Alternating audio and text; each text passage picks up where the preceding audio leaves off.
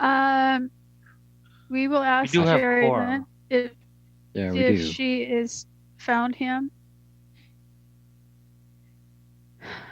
I'll wait a minute then. A couple minutes. Hmm. See if he Yeah, shows let up. me I ask haven't her. found him yet. Hold on. Okay. Okay.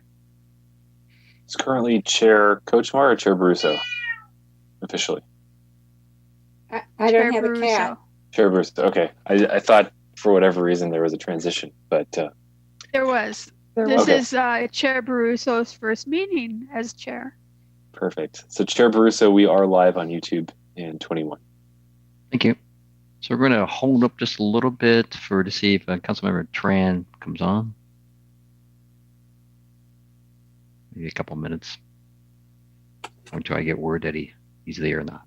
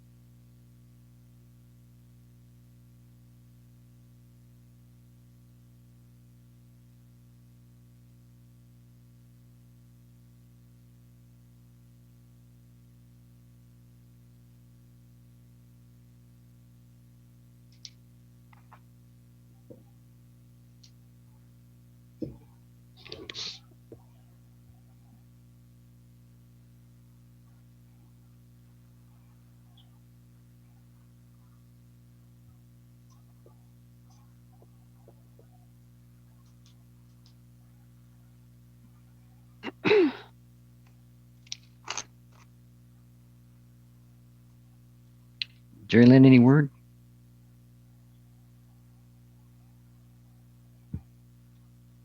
Yes, he is running behind schedule. He'll be there in about 8 minutes. Go ahead and start the meeting without him. Okay. Alrighty. Thank you. Thank you. Well, time is now 5:03.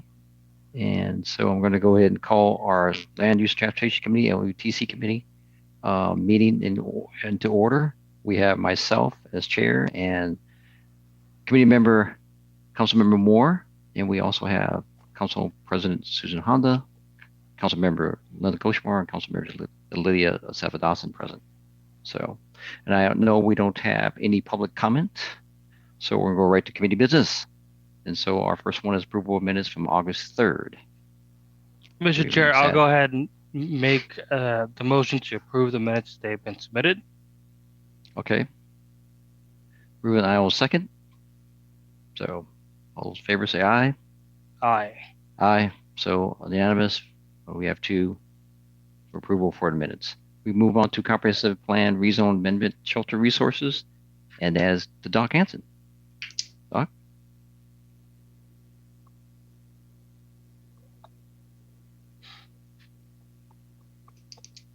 Is he there? Doc is there. Thank you. You're muted.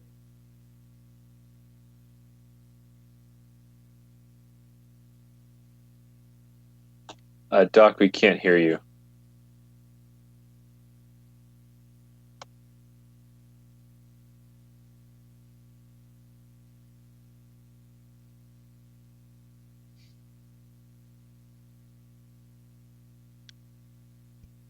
Can you hear us now, Thomas? Yes. Okay, there we go. Sorry about that. I'll try the third time. For the record, I'm Doc Hanson. Here tonight to talk about a proposed rezone comprehensive plan amendment that's been in the works for some time.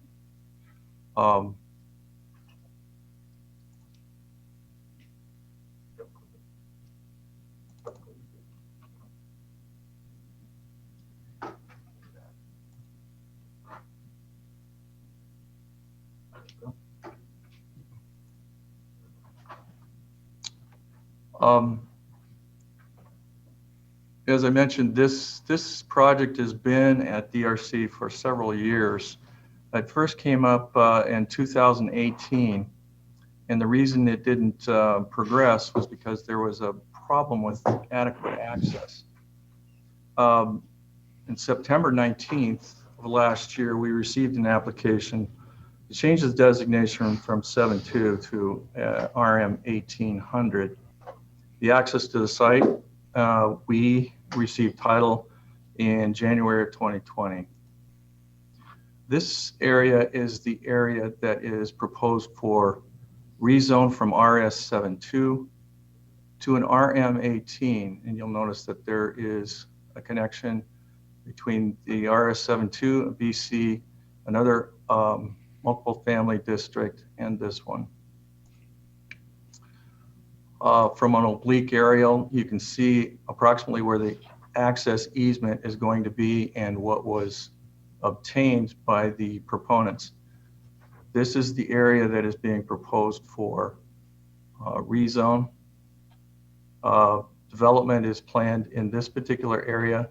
There's critical areas in this area which is creating a permanent buffer between the development in the RS 7.2 and the proposed RM 1800. This is a schematic of the development that is being proposed. As I mentioned, it is a schematic. It's not a final plan. There are plans, it says here, for 130 units. Actually, it's closer to 200. In terms of the comprehensive plan, the plan policies do encourage the development of this type of housing, affordable housing, particularly within that are close to transit areas. It is going to be for affordable housing production, and the plan also encourages this in areas of higher density. Land use policies also encourage the compatibility with surrounding areas, and as I mentioned before in the past slides, it is adjacent to commercial zones and also to multiple family zones. So the things that we had to consider, we brought to the mayor's attention, I'll bring to your attention tonight. As I mentioned, it's adjacent to an RM zone and all development. The RM site, 1800 proposed site, lies kitty corner to the site. Again, as I showed you on the zoning map. It's next to a transit stop and therefore can be considered a transit development.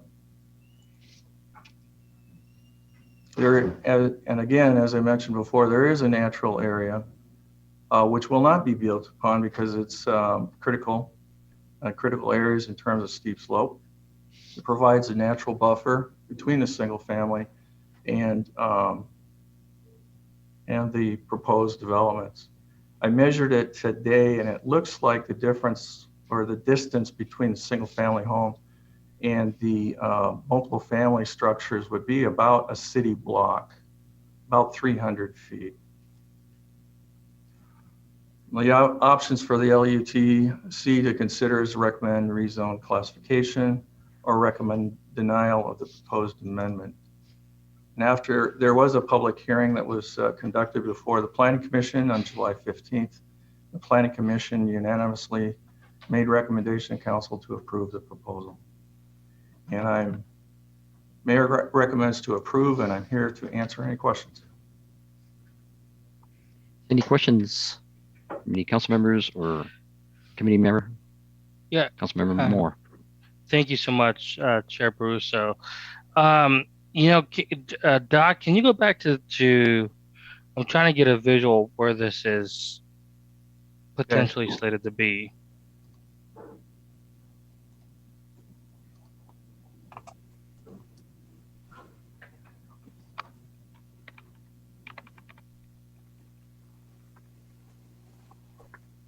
Is that what you would like to see, Councilman? I think that's one of the slides. So that's 99 Pac Highway? This is Pacific Highway. I'm sorry. Right. And this is the transit area that we're talking about. This is an existing multiple family structure operation that occurs right here. This is zoned also a BC along with the areas up here. There is a small strip of land that is right here, which has presented some kind of difficulty in terms of code determination of the setbacks because of code regulations, because this area right here is still going to remain an RS72. I think it would have been more appropriate to extend this to the RS72 so the entire area was going to be RM18. But this area also, the 7.2 is only 60 feet wide and therefore is not likely to be developed. Okay, so what's slated to be in there is 130 apartments. I'm looking closer to 200 apartments. Right. Wow. Okay. There's approximately that many here. And if I'm not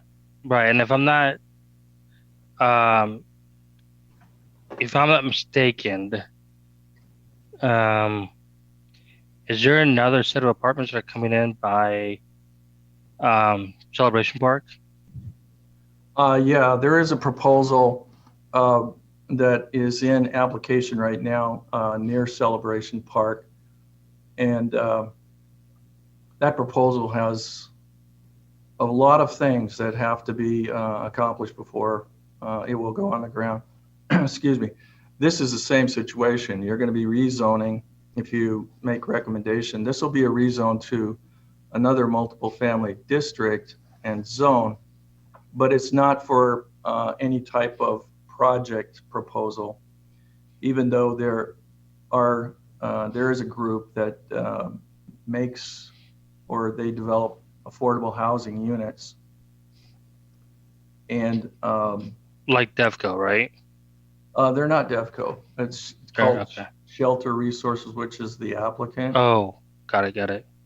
So this is a different operation, but they would have to go through the same kind of process that DevCo has to go through in order to be approved. So this is for the reason the comprehensive plan change, but there are some considerable things that would have to be taken into account and would have to be met before any development occurred up there.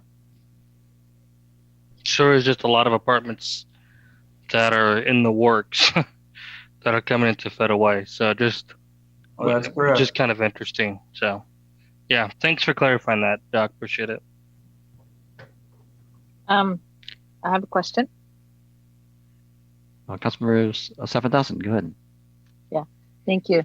Actually, my first point is a comment. I used to live by that area, by that property that we're talking about right now. And my question is, they're going to have to be required to put in lighting, but do they have to expand that street between the Park and Ride and that property? They'll have to, I can't answer that specifically, but they'll have to meet some strict regulations in terms of its access. That will be determined at the time that we receive a proposal and it goes over to Public Works for their comments. So I couldn't tell you exactly the size of the access or the exact location of the access outside within the allowed residential or the right of access along that yellow area. So I couldn't tell you exactly how large the road would be. It would have to meet whatever standards Public Works brought forth, and they're considerable. Thank you. I have a question. Council President Honda, go ahead. Thank you. In the public hearing that was, I think, in July, how many people participated, and were any of the residents of the single-family homes participants? All of the landowners within 300 feet of the property were sent notice of the hearing. I believe we sent out around 35. There were 15 returns. I believe that's what I counted, 15 returns that were not delivered because no one at that address was receiving mail. And we received no comments. Chair Baruso. Yes, Councilmember Kochmar, go ahead. Kochmar, thank you. Mhm. Doc, can you tell me, you said that the planning commission unanimously approved this. Did they tell me what things they discussed? Did they talk about the impact on the schools? Did they talk about road impact with 200 units? Did they talk about low-income housing impact? Did they talk about anything?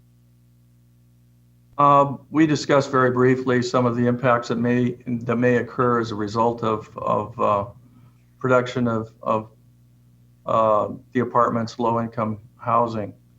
The basic thing that was discussed within a planning commission was the access to the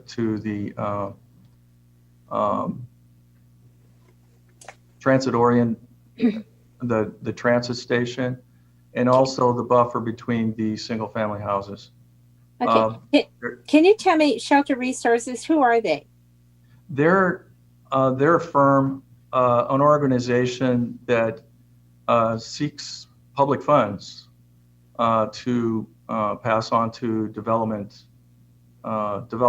who will build these types of units. They operate on federal funds and they operate on grants. They'll act as agents or applicants for particular sites, just for the option of being able to use those sites for those types of developments. Okay, so in essence, their primary purpose is to provide low-income housing. So in essence, we could get a developer could come in like Devco, working on behalf of Shelter Resources. Is that correct? That's correct, but in this particular situation, I don't think that would happen for several reasons. First of all, in terms of Devco projects, I don't believe that this one would be large enough.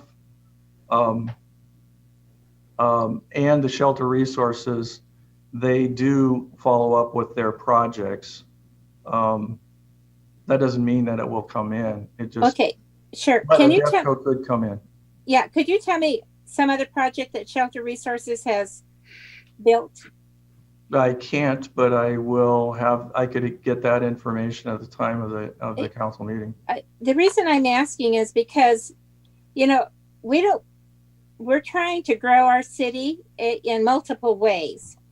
And although we want to have affordable housing, low income and affordable could mean quite different things. For example, Devco, for one of their projects, I believe, because they were a certain portion was dedicated to below low income housing, that they brought in people from other states to live for a certain period of time in Devco property. So I guess maybe I just want to be concerned with the impact on the schools, the impact on the roads, and what because Shelter Resources tells me it's like housing for the homeless, which is fine. I just need to know who they are and what impacts they're going to have on our city.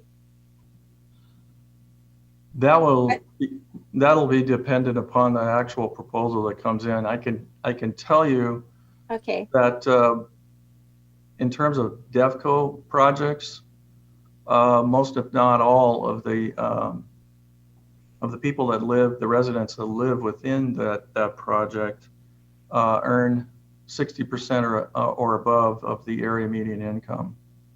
A lot of your affordable or lower income housing is for those that are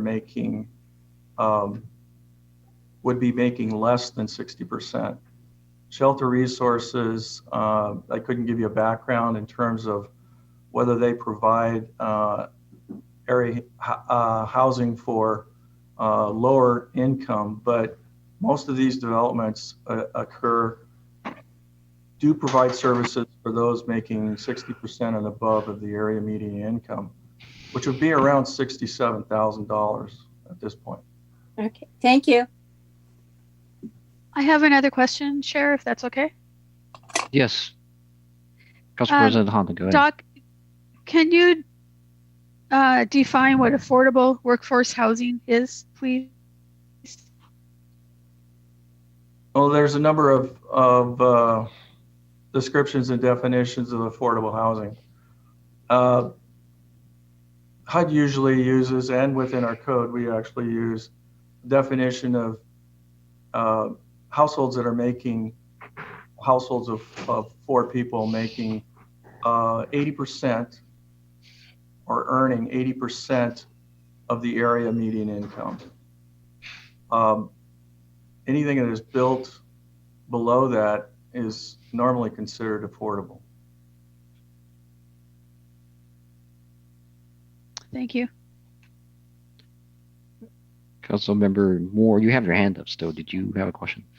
Yeah, I did. I think it's more of a comment, and that's, I'm all about providing a diverse set of housing opportunities for our community. But I think Councilmember Kozma brings up a lot of good points, and one of them being is, looking into right now and in the very near future, we have potentially 2 complexes that may be coming in, and at what point does it get? At what point does it become where we've got too many apartments and too many less schools and not enough resources to be able to be prepared for the new incoming residents, and that, I think that is a concern of mine.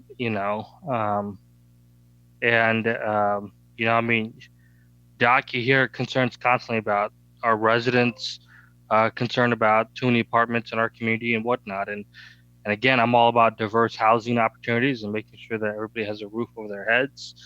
But at some point, it becomes the question becomes even louder in my head, which is, are we prepared for this influx of people that are coming into our community, and can we meet their demands that are needed?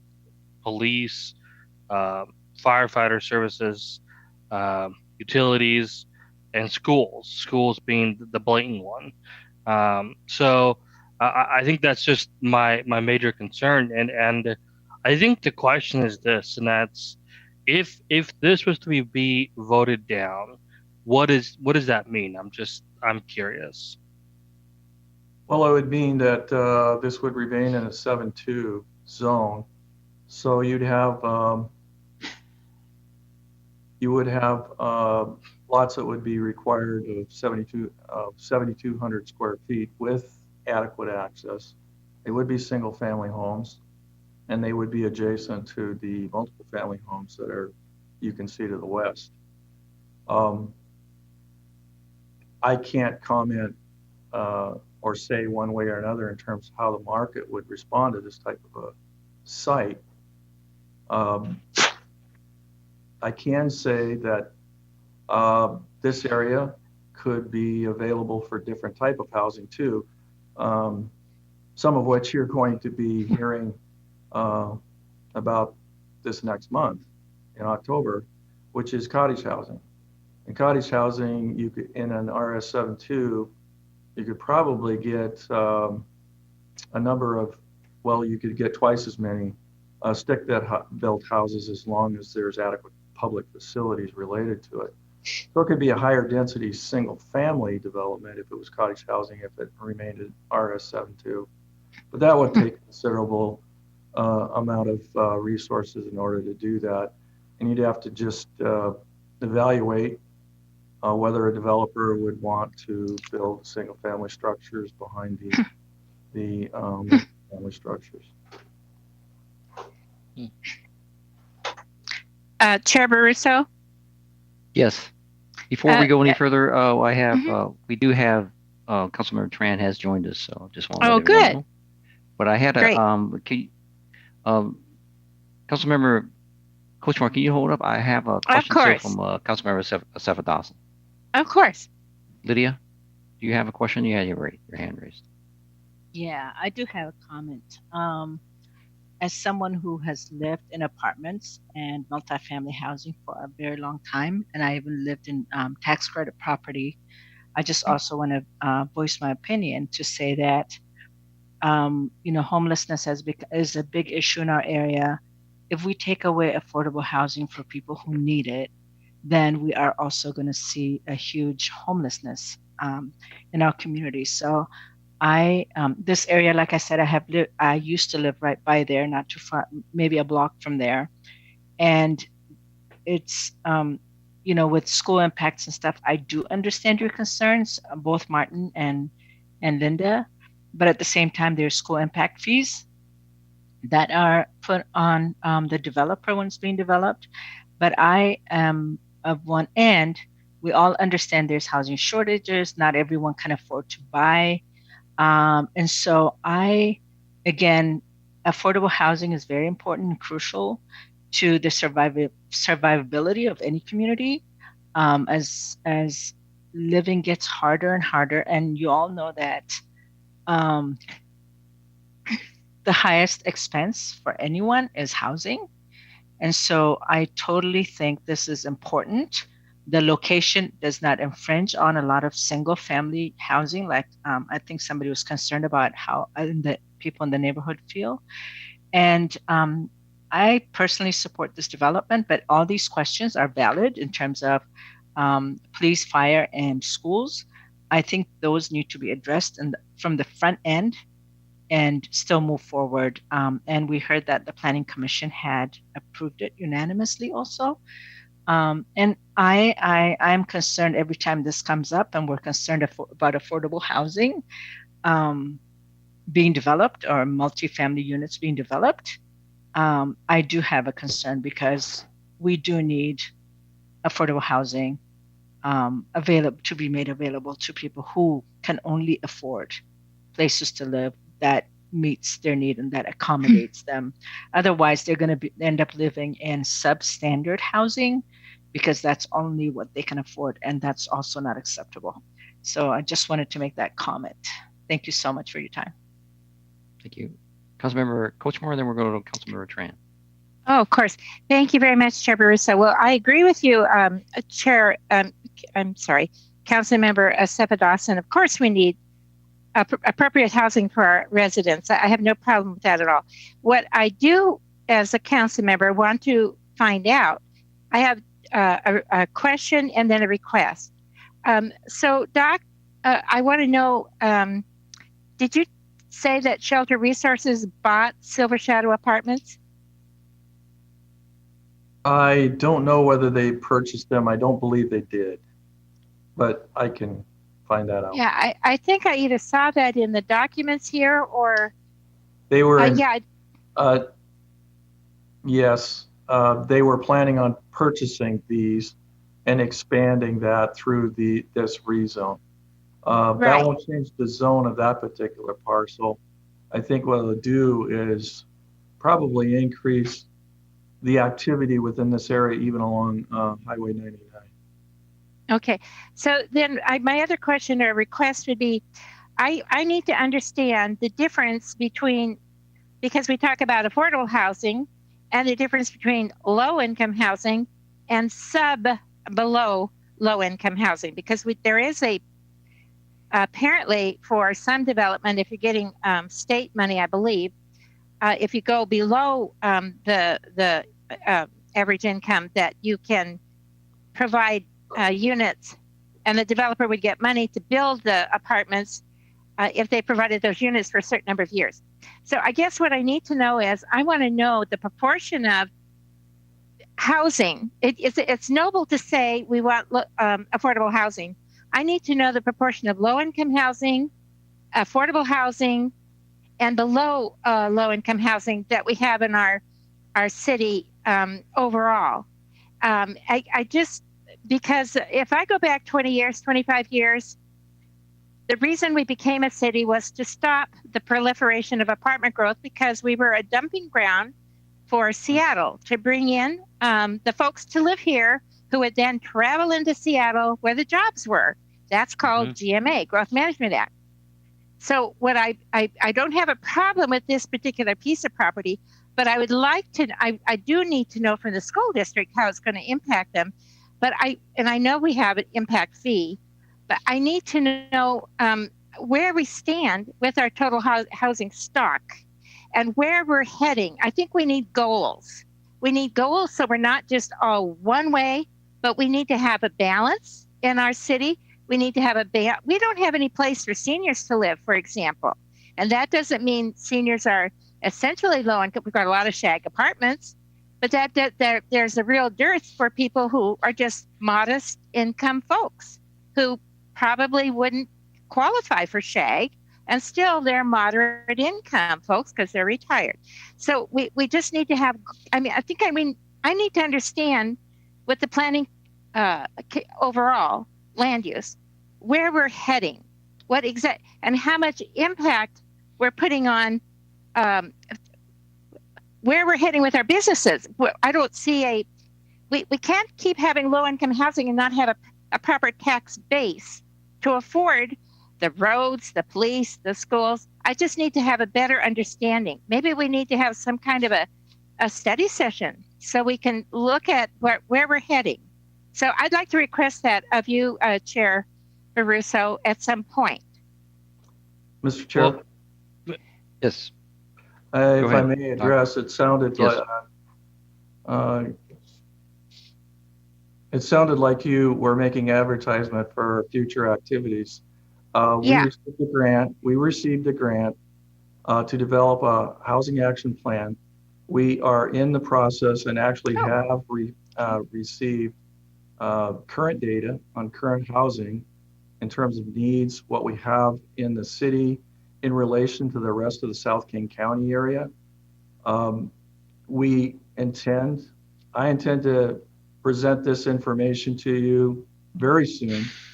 We are working with an advisory group at this point to talk with various interests throughout the city about housing need. So it's moving into a direction that you're discussing. So that by spring, this next or early, late winter, we will be discussing these goals, policies, statistics, all of this to come up with a housing action plan that you can have in place before June.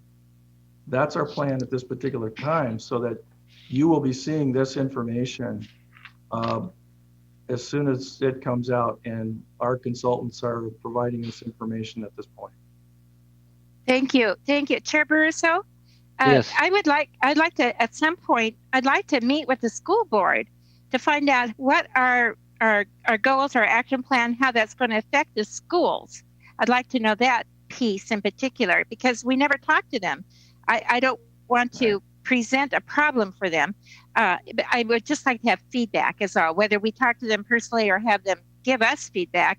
I know that our staff receives feedback. I know that our staff, for example, I didn't know anything about the action plan. I think that's wonderful. I just would like to have some questions answered. This particular piece of property is not going to have a big impact one way or the other in our city. But I did like what I heard when you were saying, not necessarily for this property, Doc, but about the idea of more cottage housing. And I have totally believed that. We've needed that for quite a while. So that's all I have to say. Thank you all very much. Thank you. Well, we go to Councilmember Tran. You had a question, then Council President Honda. Yeah, thank you, Mr. Chair. First of all, I do want to apologize for being late. I went to Kaiser, and I thought that I could make it home before the meeting, but obviously I didn't make it. So I do apologize for that. Doc, I do have a questions. And again, I apologize because I missed first part of your presentation. So my question is for the parcel with 5 acre Kim property. So let's say if we want to make this as a single home only, how many homes we can actually build on this 5 acre? Let me go put that through my brain in a second. 3, probably maybe 15 units, but that would depend upon access and turnaround and facilities, because it's not taking the acreage 5 acres and dividing it by 7,200 square feet, because each lot would have to be 7,200 square feet. But you normally take about 30 to 40% of the land that is being allocated to the subdivision and allocate it towards facilities, which includes the roads and all of the easements that are necessary to create such a development. And whenever you're looking at a piece of property, you have to look at what existing accesses are there. And if they aren't there, then the developer is going to have to build all of those accesses to the standards that are required for single family development. So I couldn't tell you exactly how many houses could be placed there, but that's my guess. Okay. Mr. Chair, can I ask a follow-up questions? Sure, go ahead. Thank you. Doc, let's say if we allow this 5 acre to build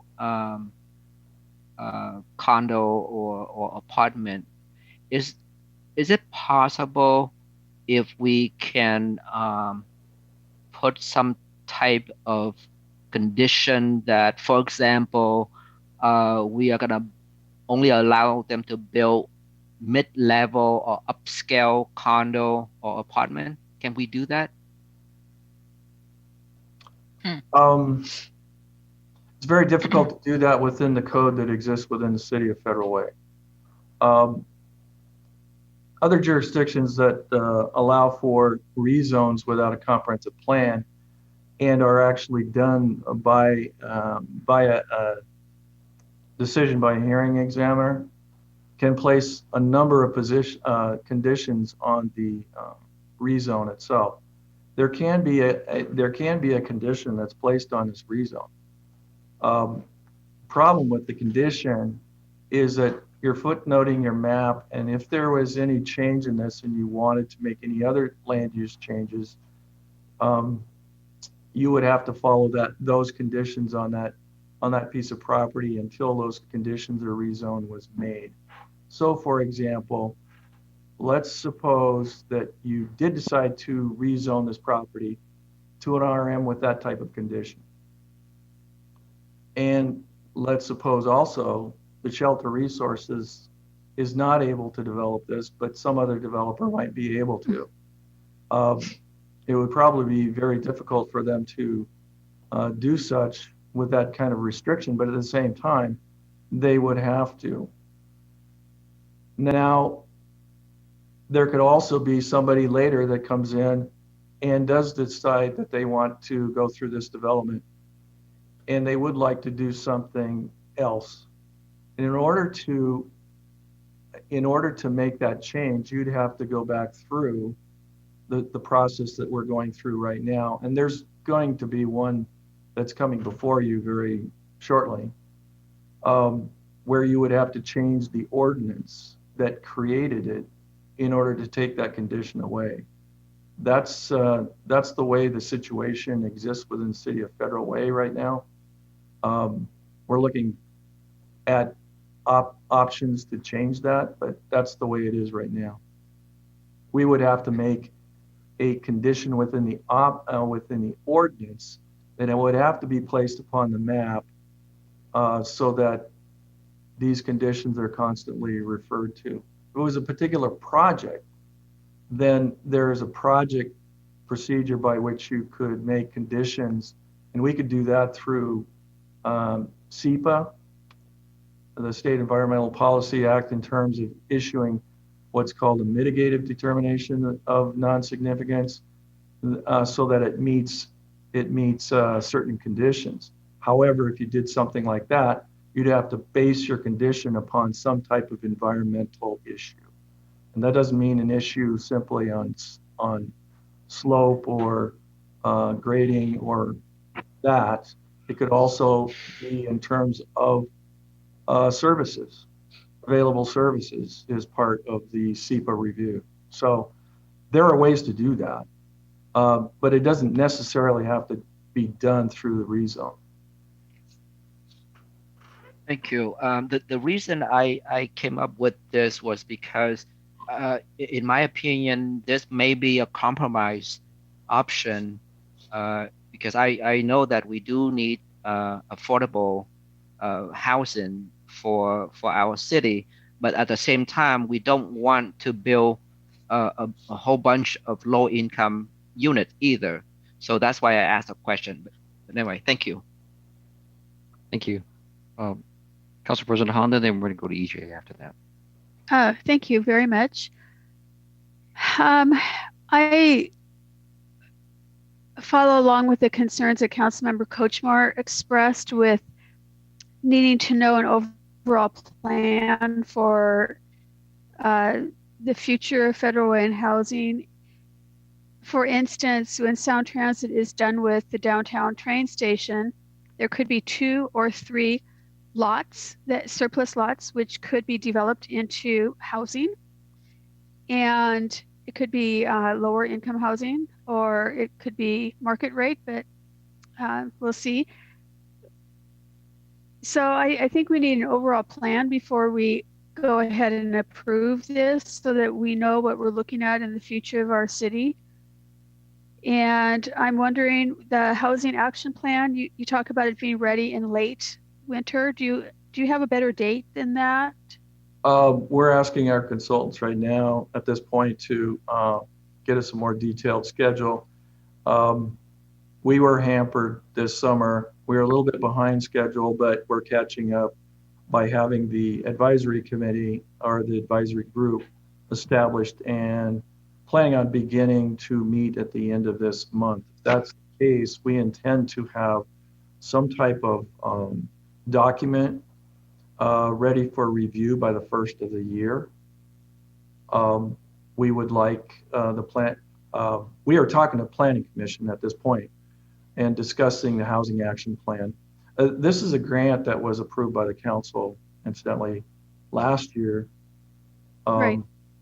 And that was for that purpose. And the detail in terms of the timeline, we're looking to have a document to be able to place before the Planning Commission but towards the first of this next year. They'll be hearing it. Right now, we're looking at plans of late February to beginning of March, so that you would be looking at it in beginning of April. Who is on the advisory committee? There's 10 members. There's 10 members. We just got a complete list. There are representatives from various divisions, and that's how they were chosen. And that's the way they were chosen in other jurisdictions as well. We have a representative from the Chamber of Commerce. We have a building developer. We have a representative of building of affordable housing. We have, I'm trying to think another one from the private sector. We have a school district. We have a representative from the Latino community, a representative from the Korean community, and also a representative from a number of representatives from different social service agencies. Okay, that sounds like a good team to gather. I'm very much looking forward to working with this group because it's very diverse. My other question just flew out of my head. Anyway, I appreciate the information. Oh, cottage housing. So I love the idea of cottage housing. Are there other sites in Federal Way that are looking at cottage housing? Yes, I've had in the last month, I've had 3 questions regarding cottage housing and the requirements for such. So I am of the opinion that there's going to be great demand for cottage housing. Our initial review of statistics shows that there's a great need for very low income housing, and there's a high need for just above what we would call affordable, the midsection which are for households making between 80%, 100% of the area median income. And even because of the stretch in the housing market, we're also finding a high demand for housing for those households that are just making between 100% and 110% to 120% of the area median income. So there's a demand for all types of housing within the city of Federal Way. And one last question. With the recession here, how do you see the recession and the construction of these units if they were to be approved? It's very unusual, but the recession has not stopped the building within the Seattle metro area, not just Seattle, but when I say metropolitan area, I mean Seattle, Tacoma area. It hasn't slowed it. To this point in time, there's great demand for housing sales. The average sales are 14, 15 days. So it hasn't slowed it. Okay. Thank you very much. I appreciate it. EJ. Yeah. I know you had something. Yeah, just to, I guess, provide a little bit of background information. I think the conversation's a little bit moved on, but so Shelter Resources is a company. They're a developer, so they build projects. The one that council members are probably the most familiar with is the Multi-Service Center in Federal Way. So they were the actual developer for MSC that built that building.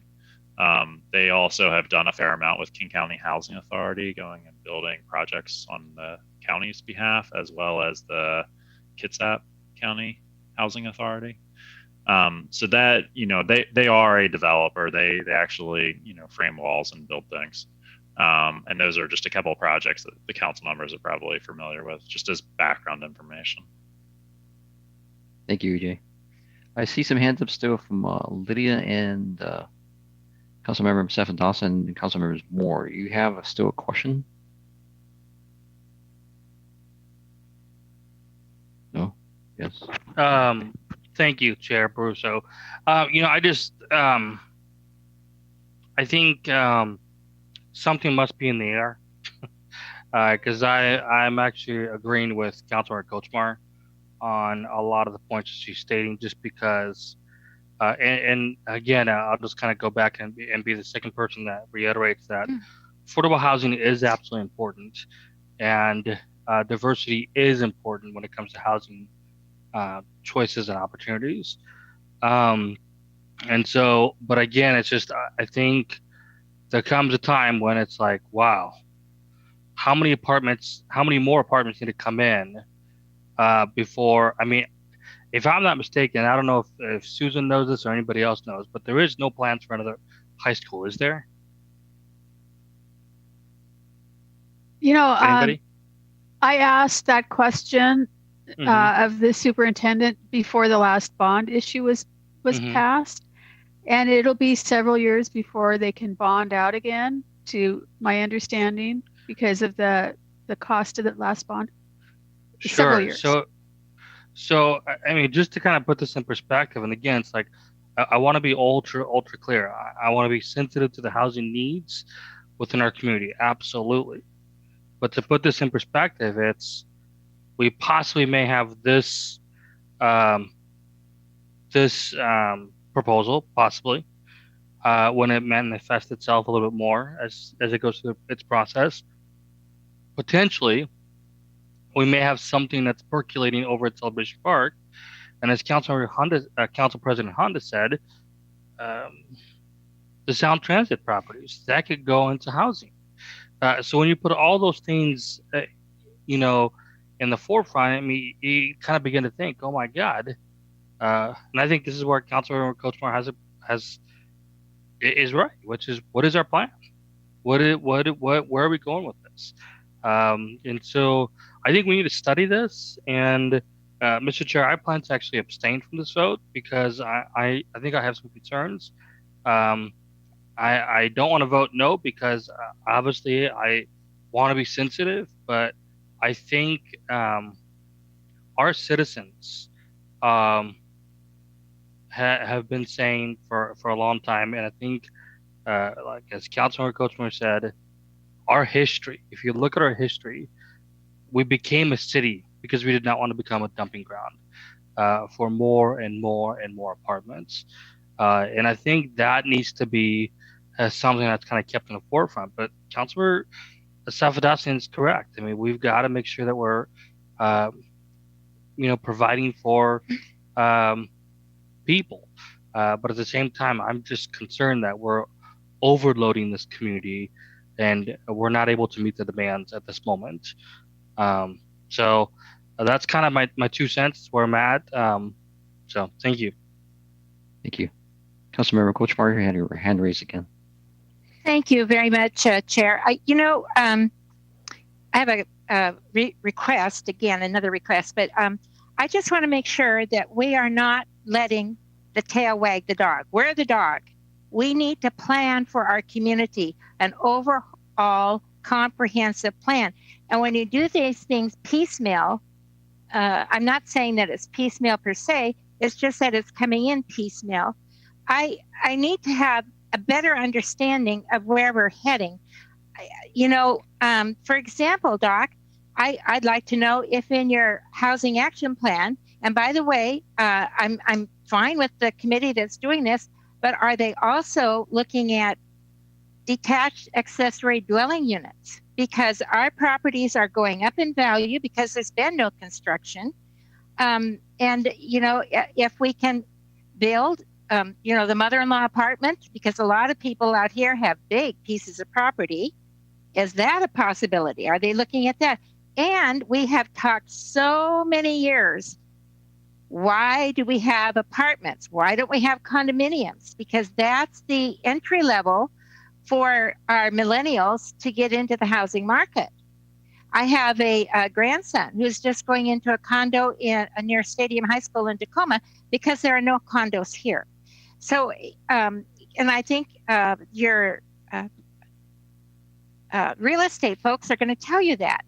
Condos are the entry level now for the millennials to get into housing. So I need to know what our overall plan is. Thanks. Thank you. Councilmember Safadasian, you had your hand raised. Yeah, I had to raise it again because I was on mute when I thought I was saying something. But I am so sorry, you guys. I do appreciate. Let's have a study session. Let's do whatever to have our footing in the right place. But one thing I would caution, and it didn't sit well for me, was when by Martin and Linda both, when you talk about it being a dumping ground. Finding housing, affordable housing is crucial and critical to our low-wage earners. They can't afford to buy condominiums. But I'm also saying, let's look at it. Yes, I'm willing, but it's not a dumping ground to have affordable housing. It's for people who cannot otherwise afford market rate. And, we all live in affordable housing. I'm sorry, I can't afford to buy a $300,000 house, but I'm making monthly payments. I don't even own this house, right? And so I struggle with that comment, and I just had to say that because allowing people to live where they can afford is not being a dumping ground. What's a dumping ground is allowing landlords who do have substandard housing. Those we need to worry about. But when developers come in and want to build housing, I'm sorry, I do not want it to be considered dumping ground because we have apartments. So I appreciate that, Councilmember Safadasian, and it certainly agree with you. Those were the words that were used 25 years ago. Yes, there you go. Those were exactly the words printed in the newspaper. Yeah. So that's exactly what had been said. That's not what I'm saying now. I am just telling you what the history was. And certainly I can understand that. But again, Lydia, we need to understand where we're heading. If we're going to have 1,100, and I need to know what low income is versus affordable income. I need to know. I totally agree with that, Lynn. Yes, I agree. I have no problem with that at all. Good. Thank you. Yeah. No, Linda, thank you for saying that, because that's exactly it. I think both of us are coming from the historical aspect. That's the very fundamental reason why we became a city, and that's something I feel like we should be watching out for. And again, I mean, obviously, when you say dumping ground, it has a negative connotation, and nowadays that's we need to be much more sensitive. So I wholeheartedly, understand that, Lydia, and but I mean, at the same time, it's just a balance on our part as policymakers. Balance because, our taxpayers, our bosses, they have concerns over this, but it's our opportunity to make sure that we can meet the needs of people, but also keep a balanced approach with this as we continue to build the city. So, yeah. Council President Hondo, you have your hand up. Thank you. I was not unmuted. I agree with so much tonight. We need diversity in housing, certainly in Federal Way, and this study will be very helpful to the council as we move forward in planning for the future. We need ADUs, we need cottage housing, we need condos, we need market rate apartment housing, we need affordable workforce housing, and we need to make sure that we have the diversity of housing that our citizens need. But I certainly agree that we need to see what's coming into the city instead of having it just given to us every few months. If there are other multifamily units out there that have approached the department, it would be nice to know about that. I believe there could be one on the corner of First Avenue and 348? 348.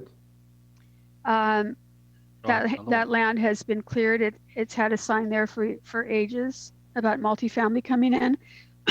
I think as a council, we just don't want to be surprised, excuse me, and have this stuff crop up at land use in pieces. We want to see the overall picture of what the development of Federal Way is going to look like. I think that's really important to all of us. So thank you. This has been a good discussion. And I just want to let the committee know this can go to council without a recommendation from you. If you are uncomfortable voting on it, it's not the best way to do it, but it is a way to do it. So thank you. Yeah, Chair Bruce. So that's what I was I think Council President just mentioned the same thing I was, and I think Eric's on this call too if he wants to jump in. So the committee has a couple of choices. One is to vote on it. Another is but I would ask Dr. I'm not sure what the timeline, if any, required is on this. Another is to continue it to next month, or option 3 is to forward it to council with no recommendation and let the entire council discuss it at that point. Typically, if that is the path you want to go, it would go to business, not consent. But that certainly is the committee's call where it will get forwarded to. Thank you. So, Doc, is there a timeline here for this? This is planned. If this was moving forward to the council, it would be at the next council meeting, which I believe is the 20th. Oh, excuse me, the 6th. The 6th.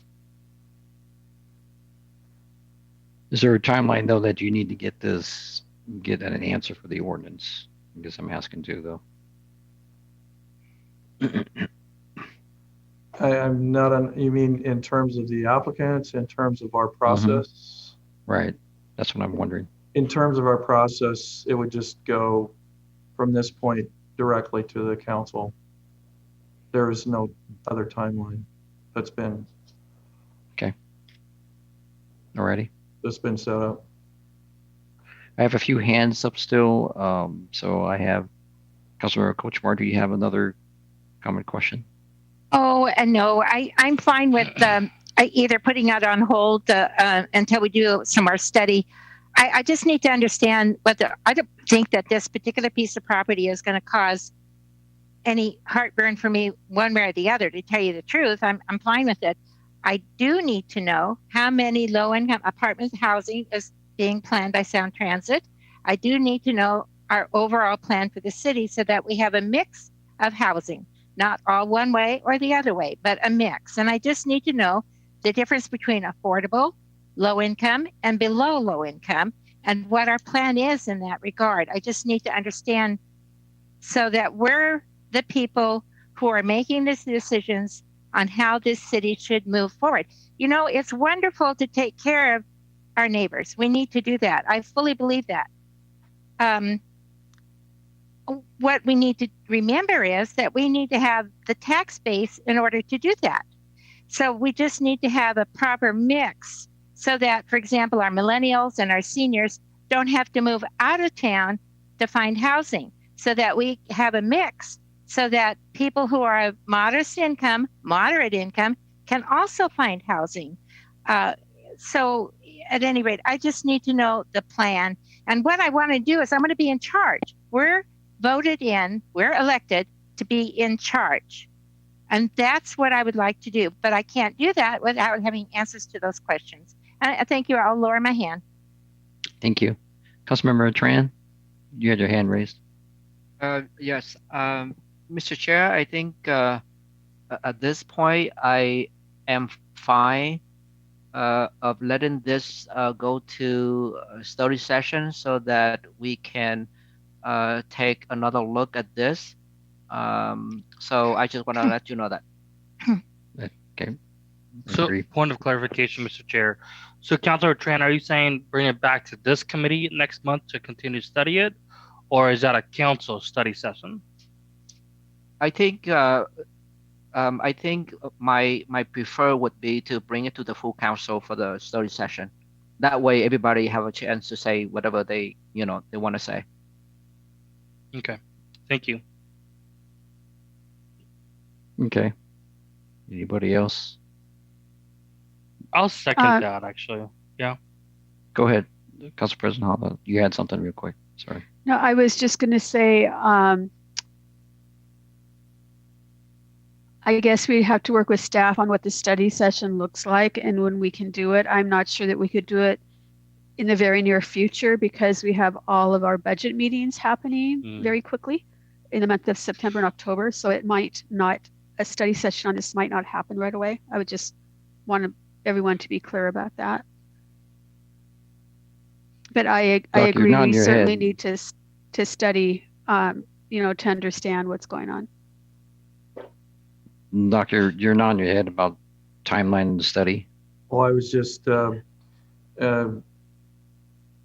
have the responsibility as council. I'm glad I don't have that responsibility, but you have the responsibility the next month to deal with budget issues. And that's why I was nodding my head, was because there could be some issues in terms of timeline based upon the work that you have to do, the very critical work that you have to do within the next month. Thank you. If this went forward and was part of a consent agenda or business, then it would just go that way. I would have more of the answers that you're bringing up in my presentation. I probably would have more statistics in terms of our current operation. Some more presentation in terms of the direction that we're going. We have an update of the comprehensive plan due in the year 2023. And this was, the housing action plan is designed to be the housing element, or a large portion of the housing element for the 2023 plan. So we have some of those statistics. I can bring those back in a presentation. If you want a study session, that can be done at a different time. It's up to you. Okay.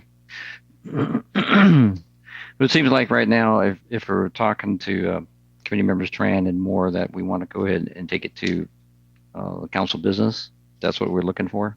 Is that correct? Correct me if I'm wrong.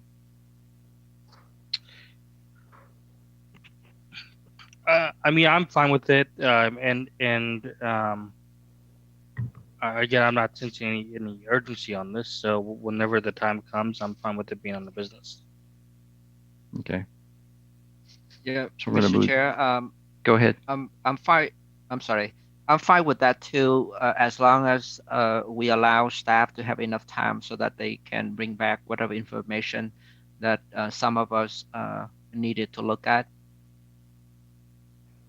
Okay. So Doc, probably the 6th probably won't be anything ready by then, I take it? Would you be at? Actually, if you wish to have this brought before the full council in a business manner, I can have a number of those questions answered based upon the information we have right now. I can put something summarily together so that you can see some of the things that you brought up. Okay. Like you said, I don't know that it's going to have anything to do with this particular project, or this particular recommendation, because there is no project in place. But I can provide some of those answers fairly quickly, but I don't know if you want to have that done during the budget during your budget discussions, or whether you would like to have that within business. I would like to see if we can put it to business if possible. We move it to the business for the next one for the meeting. So Chair, just to be clear, if you move it to business, it'll be at the next council meeting. Yes. Okay. So I understand it too. You good with that, Doc? Yes. Good. Okay. Thank you. All right. So we don't need to do anything on that one then, do we? Okay. Thank you, Doc. So we're going to go ahead and move on to item. Excuse me, point of order. Go ahead. Yes. I'm not sure how to put in the minutes that we didn't vote on it. That's what I was kind of wondering, Rebecca. So do we, I guess if we vote on it, then it's on the ordinance itself. We're going to go to option 2, which is do not adopt an ordinance and provide direction to staff, which we just did. Great. Am I agreeing? Councilmember Tran and Moore? Am I good? Yeah, I'm fine with that. So typically, Chair, you would accept a motion to advance the item to the business agenda with no recommendation from LUTC would be the motion that would be made. And then the three committee members would vote on that motion, but the motion would contain no recommendation. It would just be an advancing it to business. Thank you, EJ. So I will entertain motion to advance it to the business section for business part of October 6th meeting with no recommendation at all. I need a motion for that, and then a second.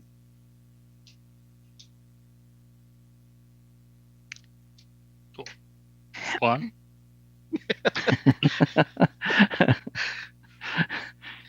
Anyone? So what's the verbiage look like? I'll go ahead. I'll move that we move this to the business side to the following council meeting for further discussions and review. I'll second that. Moved and seconded. Any more discussion? All those in favor say aye. I have a question before you vote. President Honda, go ahead. So what I heard the committee members saying is that they want a study session on this. So we don't do study sessions during our regular council meetings. So now I'm confused as to what will happen at that council meeting. So there'll be a report. Is that what I heard? So there'll be a report, and we'll ask questions. Is that what it is at the council? As I understand, is Doc still on there? EJ? No, that's what we're. But council president, that was my question too. Was are you looking for a study session, or is the council looking to move this to the business section for action under the business agenda? And the answer was the business agenda, not a study session, given the time it's going to take to schedule a study session.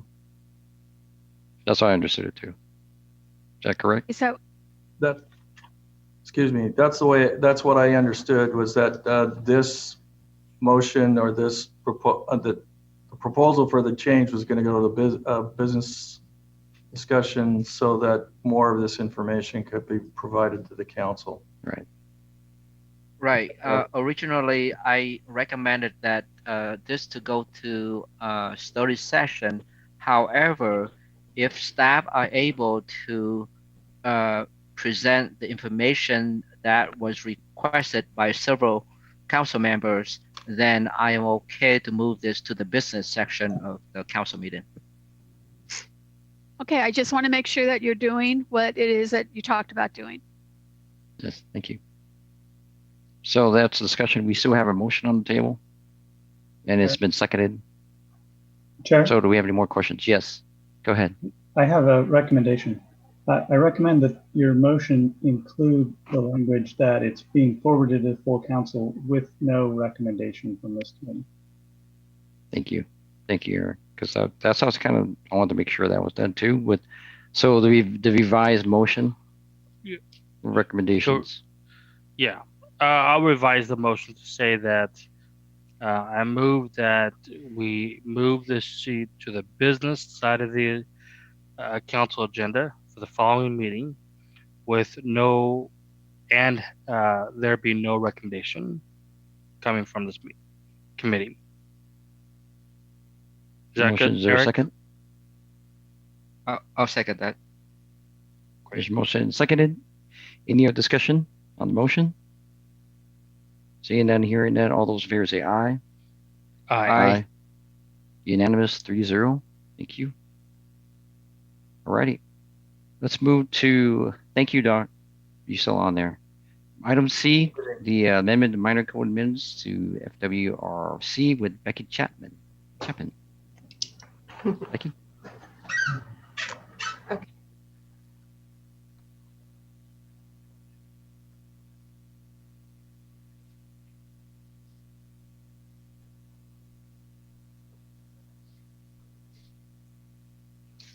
Okay.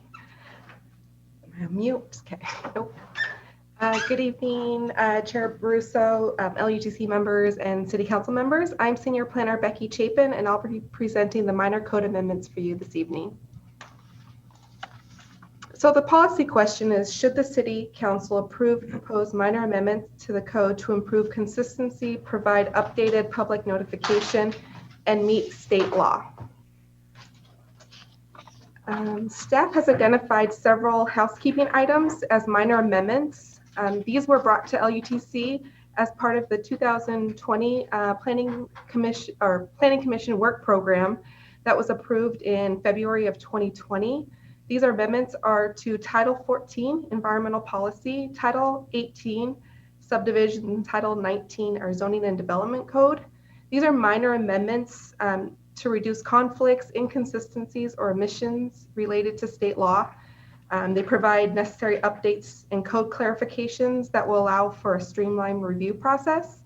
And it also changes will help provide new standards due to COVID-19. So we started out with Planning Commission study session discussion on August 19th of 2020. We went to Planning Commission for a public hearing on September 2nd. They recommended approval of these minor amendments as proposed. So today we are reviewing the ordinance to do the amendments, and then followed by City Council first reading on October 6th and City Council second reading and enactment on October 20th. The first one is for SEPA threshold determination timing. The proposal is to remove the code that requires SEPA threshold determination or to decide the project will have significant impacts within 90 days. For complex projects, 90 days is not enough time to conduct environmental review, and typically we have to ask the applicant to submit a formal letter extending the time limits, or else the city has to determine the project will have significant impacts and will result in an EIS. In all cases, the applicant submits that letter to the city expanding the time limit.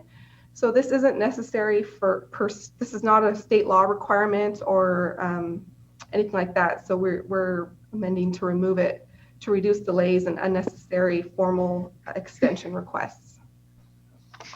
The next one is to refine the definition of lot and tract. It's not clear whether tracts should be counted as lots in the definition. So we just want to clarify that tracts which are not buildable and or intended for public dedication, such as right-of-way tracts or environmental protection, critical area tracts, open space tracts, or stormwater facilities within a proposed development are not included in determining the number of lots created. This has been a major issue for short plats. Short plats are 9 lots or less. So we're just going to say that those are not including those non-buildable area tracts.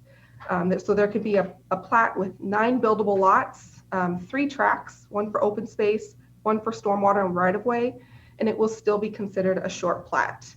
This is how staff currently administers the code, so we just need to clarify that and put it in and codify it. The next one is to adding notices to owners adjacent to short plats. So that would be to add a mailing notice for properties within 300 feet of the subject property of a short plat. This will provide landowners adjacent to short plats the same courtesy as would a preliminary plat or a long plat, especially since short plats are expanded to include 9 lots or less. This will give the neighborhoods and local residents opportunity to comment and be aware of the property. Sometimes those notice board signs that are on site go unnoticed by neighbors because they're rather small. So now we're actually going to mail them a notice. The next one is to revise public notice posting locations. We're going to remove the posting of public libraries and city hall lobby. State law doesn't require a posting at these locations, and it's been problematic to move projects forward during COVID-19 closures. Staff have been having to ask the applicant if they would like to proceed with projects and posting, knowing that the libraries and city hall are closed. And then we have to get authorization to proceed from the applicant before posting due to legal issues and the chance of appeal because it's not quite meeting state code or not meeting the code right now. We're still going to be posting in the newspaper and on site for site specific projects. And we're going to be adding an option, or we're going to be adding that the city's website is now an option for one of our posting sites. As a standard practice, staff and a policy, staff would still post at City Hall Library once it's open to the public. And since we are going to be adding the new requirement to post on the city's website, we're currently working with our IT staff department to add a link on the front page of this website so that there's going to be some easy access so people will know where land use notices are in the future. And then there was a suggestion at the Planning Commission that at a policy level that we look into other options such as allowing the public to sign up for an electronic mailing list or land use notices. We're not going to be changing the code to allow that, to put that in the code, but that's going to be something that staff will look at to see if we can use that as for future mailings. We're going to refine the definition of dwelling unit. Currently, special needs housing is in its own separate definition, while senior citizen housing is under dwelling unit. When in the use zone chart, they're actually basically the same in the same area. So we're going to be including special needs housing under dwelling unit, similar to how it is defined for senior citizen housing. That's just to help staff for clarification purposes and to help distinguish between the 2 different types of proposals. We're proposing to remove the double notice requirements for administrative variances. Administrative variances are reviewed through a process 3 land use review. We want to keep all process 3s the same to avoid any kind of confusion. And we don't have issues currently of how process 3 notifications are handled. Citizens can provide comments and they can appeal any process 3 decision in a timely manner per the code requirements. For time sensitive projects, the 15-day impending decision can cause delays. And it's really late in the process to have comments. And they have to be a significant impact for staff to change any kind of decisions, which is really too late in the process to be providing comments such as that. So yeah, we're proposing to remove that notice requirement. And the last one is to update family daycare requirements to meet state standards. Currently, there's inconsistencies in the Federal Way Revised Code and how state law reflects family daycares. The biggest issue is requiring a process 3 for land use review for non-conforming structures. That's what the current code says. When state law doesn't say that, state law exempts it if it's legally non-conforming. So we're just going to try and be more in line with what state law requires and other references in that code. So your action items for today would be LUTC can choose to adopt the ordinance as proposed, adopt the proposed ordinance and as amended, not adopt the proposed ordinance and provide guidance to staff, or to refer the proposal back to Planning Commission for further review. The mayor recommends option 1, adopting the draft ordinance as proposed. That's the end of my presentation, so I can answer any questions that you may have. Thank you, Becky. So any questions, committee members? Yes. Councilmember Moore. Thank you. I just wondered the 300 radius part. I forget which slide that was in, but I wanted to kind of get a clarification to why is it 300? That's what state law requires us to do, put a mailing out to the neighboring properties within 300 feet for certain land use actions, but short plats were not one of those actions. Sorry, I didn't want to make sure it's state law, but yes, it's state law that requires that. But short plats aren't one of those, so we kind of want, but because we've upped our short plats to 9 lots, it used to be four lots for a short plat, but we've upped it to 9 lots, so now we want to extend the same courtesy to the neighbors as well. Okay, thanks so much. Thank you. Any other questions for Becky?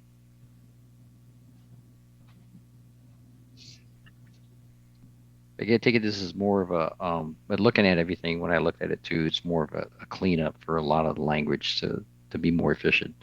Mm-hmm. Yes. Right. Yeah, makes sense. Thank you for doing that, and staff. Councilmember Tran, do you have anything you want to ask? No, I don't. Thank you. Thank you. Council members, any questions? I'm good. Thank you so much.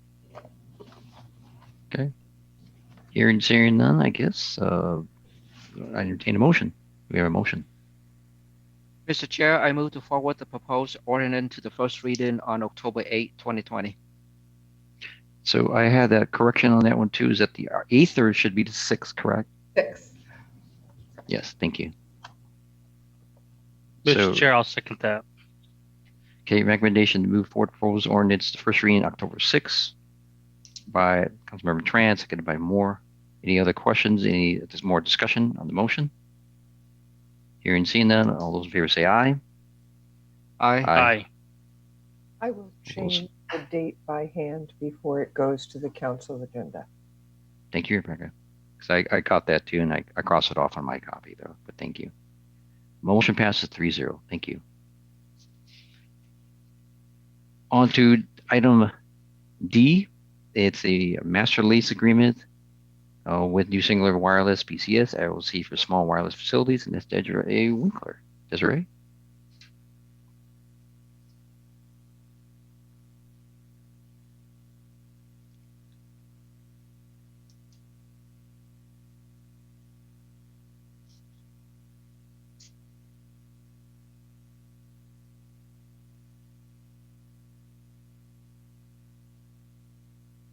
She muted.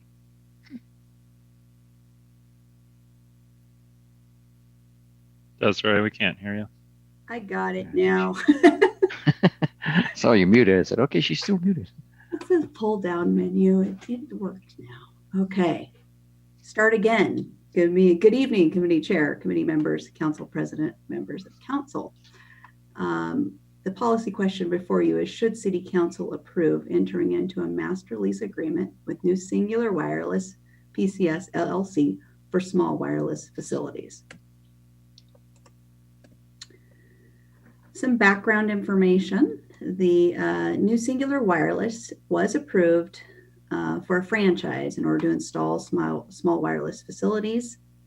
They are now requesting that they would like to install some of their facilities on existing city streetlight poles. This is a master lease that covers all of the terms. So when they come in for specific deployment, it will be modified by addendum, and that is approved administratively. Work is guaranteed through performance and maintenance bonds, and insurance is consistent with city policies. Again, background information. The wireless demand has seen exponential increase in the past several years. To be competitive, we must keep up with technology, and the next phase for wireless technology is the 5G networks. 5G relies on the densification of the system through small wireless, which, as you can see in the diagram below, is a small wireless is deployed on things such as city streetlight poles. They're much closer spacing, around 500, 700 feet, depending on sight lines. They communicate to fiber optic towers or fiber optic cable, or to macro towers for communication. Close-up look of what potentially a streetlight replacement could look like. We propose to use our big streetlight poles. We are not allowing use of our decorative poles for this type of placement. There's an antenna on the top, equipment boxes either in the base or up on the pole, depending on the clearance, and then some kind of concealment strategy if it makes sense. And then again, there's fiber optic cable generally underground that it's connected to. The financial impacts, the city received $2,000 deposit for the master lease development. If they choose, when they choose to do a streetlight replacement, the maximum fee right now is $270 per location per year. The term is for 10 years plus a 5-year automatic extension. And the master lease addendum, again, is specific to each deployment, and also right-of-way permits are required for installation. Options: approve the proposed master lease agreement. Option 2, do not approve of the proposed master lease agreement and provide direction to staff. The mayor recommends option 1, to approve the master lease agreement, and I'm happy to answer any questions. Thank you, Desiree. I had a question on the poles, replacement poles. So they're replacing the poles? Yeah, the way that it would work is, yes, they would pay for replacing the poles. And we have, as you can see in the agreement on the appendix, there is some draft proposals on what those poles will look like. We've been working with pole supplier on what the kind of technical aspects of the pole looks like. But yeah, that is all paid for by New Singular Wireless. Okay, so then if the poles maintenance, if there's any maintenance on the poles themselves, is there a portion that they're responsible for, or are we responsible for some portion? The maintenance, if it goes above and beyond the annual lease, which we're getting $270 per year, then there's an ability to to get the additional costs. But the lease is meant to be able to cover whatever currently whatever maintenance is required. Again, if the city can prove that it costs more than that, we have the ability to collect more. Okay, thank you. Questions from committee members and any council members? Councilmember Kochmar. Thank you, Chair Baruso. Ms. Winkler, 270 per year for each pole? That is correct. So in the past, when we've allowed for antennas on poles, we received so much a month, which was a heck of a lot more than 270 a year. Is there some kind of a benefit the city is receiving from these streetlight replacements? Well, the going back to the $270 per year, that is the maximum amount we are currently allowed by federal law to collect. Okay. Unless we do an extensive study to prove that our costs are above and beyond that. Interesting. So my second question would be the banner that I'm looking at on your presentation. Is that a banner that they've selected or a banner that we select? For example, our downtown streetlights will have banners at different times. Yeah, that is correct. And there has been no banner selected. This was just an example of a potential concealment strategy. Actually, our priority or our preference is that there's actually, I don't know if you can see my mouse, but the equipment boxes that are on the pole, our preference is that they actually are incorporated into a wider base. So that way there really isn't anything like attached to the pole. So given that being our preference, then there wouldn't actually be any equipment boxes on the pole to conceal, so to speak. And so there wouldn't be any banners. And so, no, there hasn't been anything, again, selected for what the banners would look like, or if even that's what we want for our concealment strategy. Currently, when we did have banners, the banners actually go on our decorative light poles. Okay, then last question is, we have two areas in this city that I'm aware of. There may be more, but the two that I'm most aware of are the area of 312th and 1st and 320th and 1st, where my cell phone constantly drops there in that area. Also over off Peasley Canyon and Military Road. Are these going to be helping those areas? Eventually, I guess in terms of whoever your provider is, and it's a matter of you talking to your provider and them finding out kind of where those dead spots are, and as fast as they can deploy them. You know, in areas where there's already overhead electrical poles, where there's overhead wire and there hasn't been undergrounding, they will most likely deploy small cells on those existing utility poles as opposed to doing a street light replacement. This street light replacement is going to be in areas where we've done undergrounding of all the utilities, and so they don't have an option because we won't allow them to put up another pole. Okay, thank you. You're welcome. Thank you. Any other questions? Anyone else? No questions. I'll take a motion. I think we have a motion. Mr. Chair, I move to forward the proposed agreement to the September 15, 2020 consent agenda for approval. Motion by Councilmember Trent. Go Oh, ahead. Second. I'm sorry. I think that needs to be corrected to the October 6th Yep, I saw that one meeting. too. Gosh. Okay, so I quit doing this. I got the 2 strike already. No, that's not your fault. One more If we strike, actually- Juan. If we wrote that wrong, I apologize. Actually, I know why that's probably incorrect, is that I was supposed to be here last month for this item, but we didn't get everything in on time. So Okay, then I won't quit. So recommendation with amendments for the October 6th meeting, and seconded by Councilmember Moore. Any other discussion on the motion? Hearing seeing none. All those in favor say aye. Aye. Aye. Motion passes 3-0. Thank you. Thank you, Desiree. You have the next one too. The ADA Transition Plan Revision 1. right. Let's see. Let's get it up to the beginning here. Okay. Yes, so I am here to present. Let me get this into the right. There we go. All right. The Americans with Disabilities Act, or ADA Transition Plan, and this is revision 1. Policy question: should City Council authorize the mayor to approve the update to the ADA Transition Plan?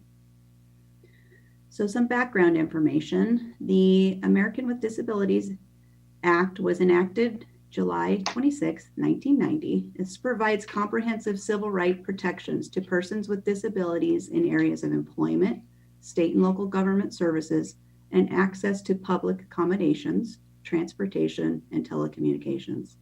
Government agencies are required to have an ADA self-assessment and transition plan. This was initially due back in 1995. Several transition plans are required. The one we're focusing on tonight is the first stages of our transition plan, which focus on public right-of-ways and city facilities. It is also required for parks and as well as inside of the buildings. So over the last few years, we have been working on completing self-evaluation, and that requires that public works staff have been out with iPads with dozens of different measurements and observations that we have to make on our public right-of-way to see if we're able to accommodate everyone. And, you know, there are specific standards that we need to follow. And so some of what you see in the pictures are, we're looking to see if there are barriers to access. Is there a wide enough pathway to get through? Are there broken panels? Are there panels of the sidewalk that are displaced so that people cannot access them easily? Slopes are a very big deal, especially in wheelchairs, whether it be the cross slope where you feel like you might tip over, or the running slope where it's too steep in order to get up and down safely and under control. So we've looked at this for anything from curb ramps, sidewalks, driveways. We're looking at the signal push buttons to see if they're accessible.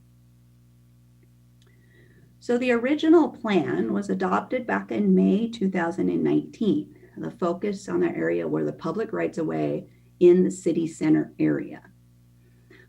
This was just kind of to get our feet wet, is to try to get an understanding of how long the inventory was going to take, what kind of deficiencies that we might be looking at.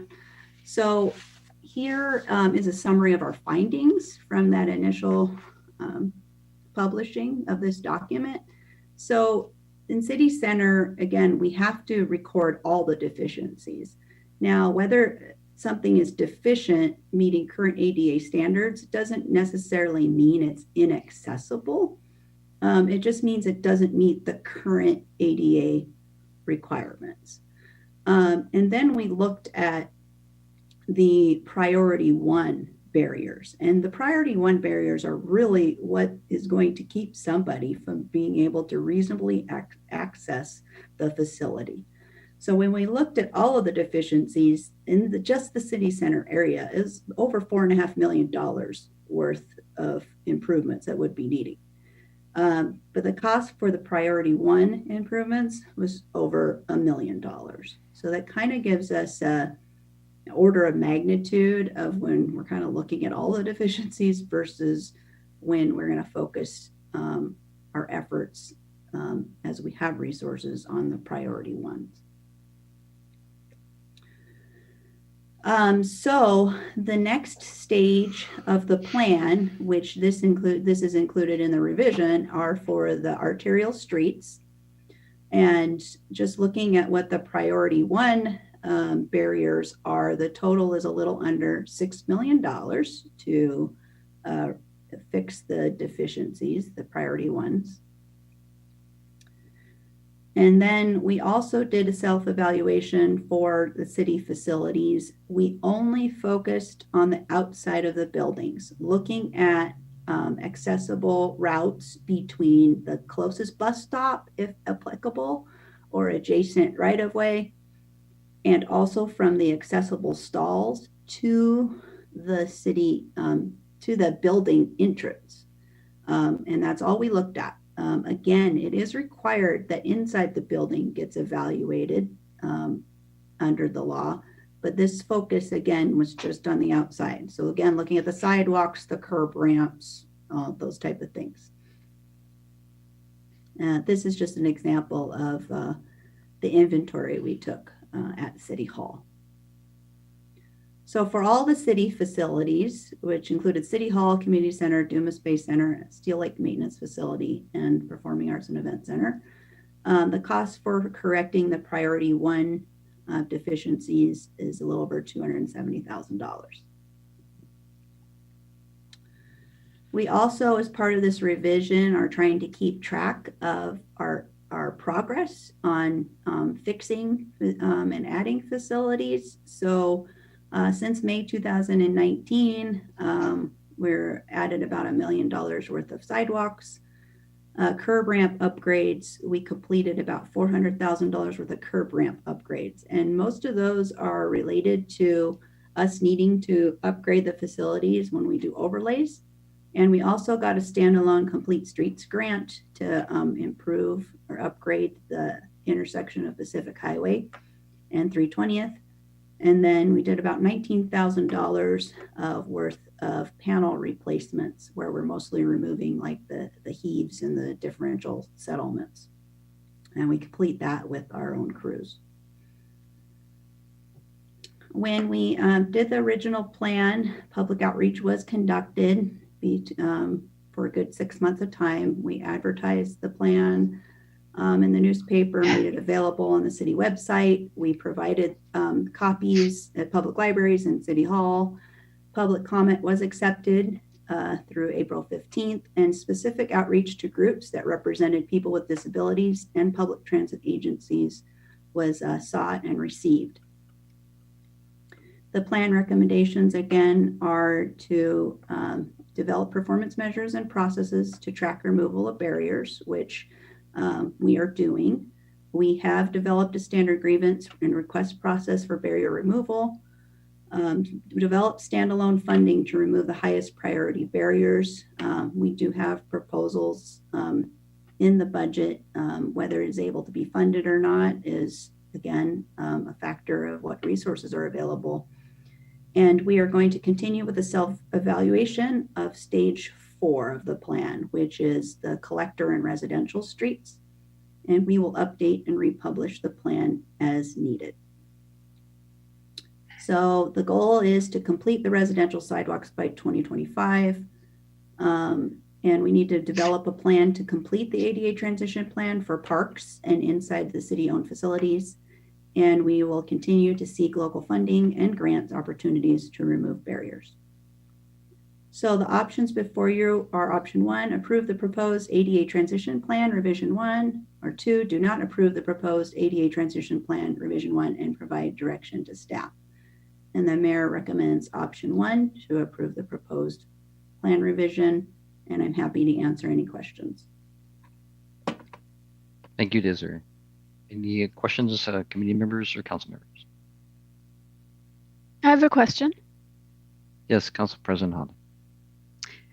Desiree, thank you for the presentation. As someone who has difficulty walking, I appreciate the upgrades that are made around the city. Could you tell me why the PAC would need any revisions? It's a new building. It's only been open for 3 years. I would think that it would be up to code and up to, I'm just surprised that it would need any revisions. Well, it did not need any revisions. It was just listed as a city facility that needs to be evaluated. So the answer at the PAC is 0. So we just cannot go and say we evaluated all the city facilities and leave one off the list. Okay, well, that's good to know, because I would be concerned if you had to make some revisions to a brand new building. I would too. Thank you. Any other?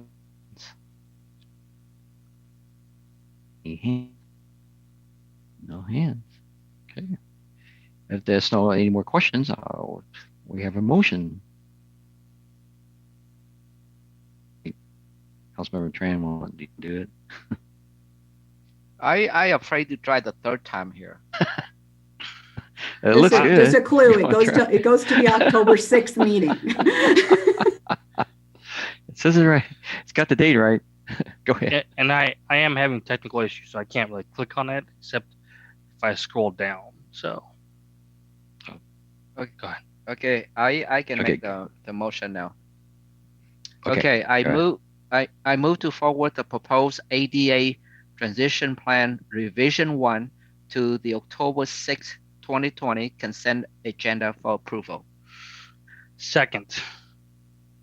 Okay, it's moved by Councilmember Tran, seconded by Councilmember. Any questions on the motion? Hearing seeing none, all in favor say aye. Aye. Aye. As passes 3-0. I always forget that. We don't have anyone. So thank you. Alrighty. Thank you, Desiree. We're going to move to item F, and that is the update on the sound transit activities with Ryan Medley. Ryan, are you on? I am. Good evening to you, Chair. Floor is yours. All right. Thank you, Chair Baruso, and good evening, committee members, council president, and council members. My name is Ryan Medlin. I'm here to provide the monthly update on sound transit projects in the city of Federal Way. So we'll start with some construction activities. Work is generally continued the same way it was discussed in August. I will bring up that the next planned phase of clearing is between 272nd on the north edge of the city, and then south to Military Road along the I-5 guideway, similar to the work that they started at 288th and then was moving north. There's no confirmed timeline on this, but the work may start in the coming weeks.